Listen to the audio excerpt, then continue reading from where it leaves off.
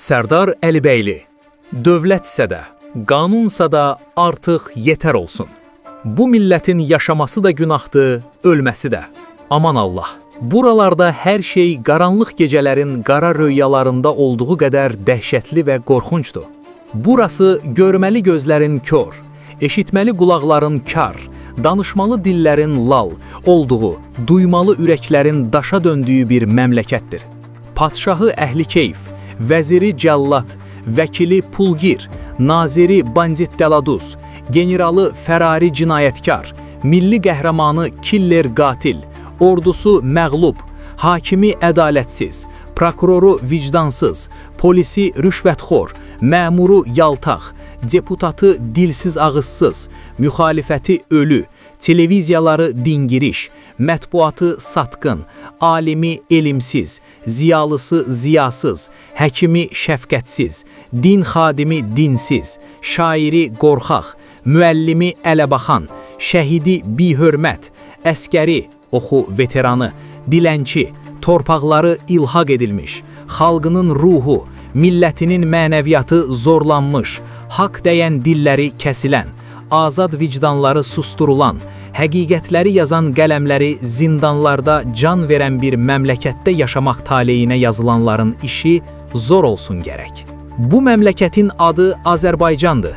Təkcə adından savayı hər yeri və hər şeyi əlindən alınaraq talanan, viran qoyulan, ərazisi parçalanan, sərhədləri dağıdılan, varı-variyyəti yağmalanan, dışı dış, içi iç düşmənlərə təslim edilən zavallı Azərbaycan, yazıq və biçarə vətən.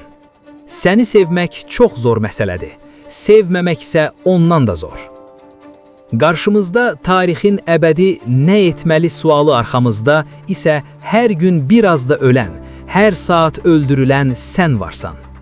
Başları sənin sonsuz xəzinələrini bölüşdürmək uğrunda bir-birini didməyə qarışanların nə vecinə ki, bu yolun sonu səninlə birgə onların özlərini də uçuruma aparır.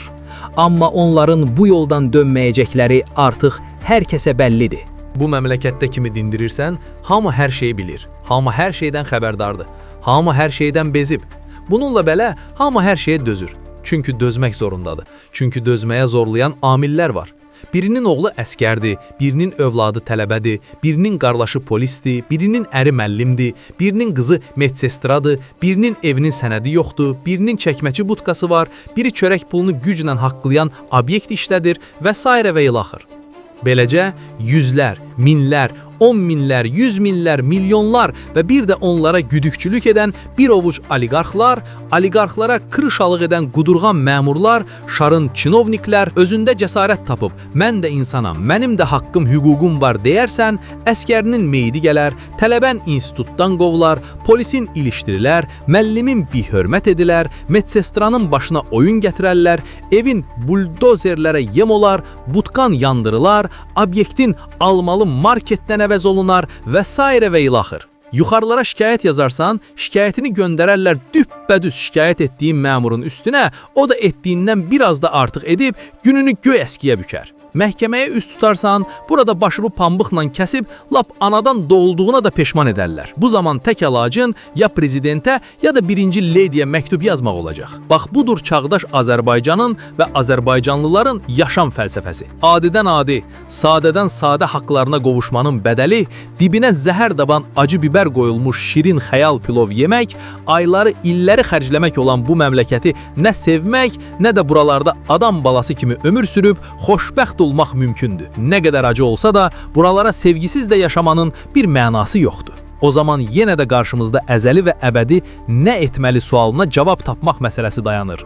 Hələlik əlimizdən gələn bir şey yoxdur. Təkcə adından savayı hər yeri və hər şeyi əlindən alınaraq talanan, viran qoyulan, ərazisi parçalanan, sərhədləri dağıdılan, varı-variyyəti yağmalanan, dışı dış, içi iç düşmənlərə təslim edilən zavallı Azərbaycan.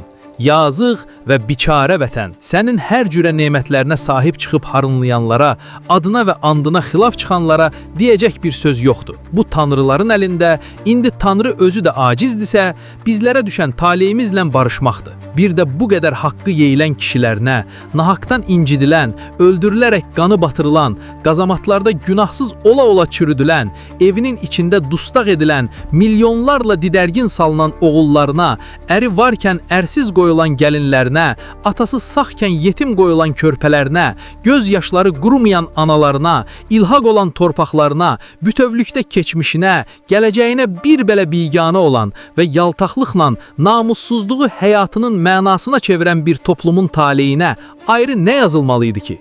Demək biz elə buna layiqik və ya ruslar demiş, "Za što borolись, na to i naporolись." Kim bilir bir də nə vaxt analar Tofiq Fikrətlər doğacaq ki, onlar da öz şair bətnindən dövlətsə də, qanunsa da artıq yetər olsun, harayı ilə kükrəyən millətin meydan şərgilərinə çövriləcək marşlar doğub, böyük mübarizələrə zəmin yaratsınlar. Yerindən duranı 7-dən 77-yə kişili arvadlı müğənni və ya yeni ulduz və ya Azəristar olmaq istəyən bir məmləkətdə daha Tofiq Fikrət, İsmail Şıxlı, Xəlil Rıza doğacaq analar qaldı mı görəsən? Deyəsən çətin sual oldu, eləmi? Onsuz da daha asan nəyimiz qalıb ki?